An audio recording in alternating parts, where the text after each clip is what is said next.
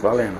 Então, Elânia, aqui é o guiro, né? Esse é o pente, né? Ele vem com 6 hastes. Seu guiro, você pode pensar ele como o nosso reco de mola, né? Então,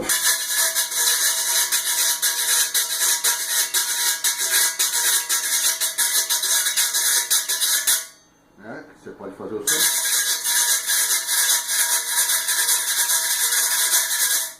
É muito usado na salsa, na rumba, né? Essa é a célula mais básica do salsa.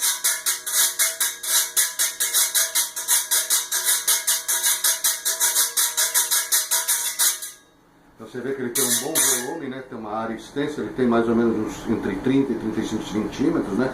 Totalmente em aço inox, né? O que iria para você estar aqui atrás, ó, zerado, ainda com a película protetora, porque quando chegou aqui que eu importei. Então se tu tiver interessado, dá um aviso aí que a gente embarca junto com o carrilhão. Falou, um abraço.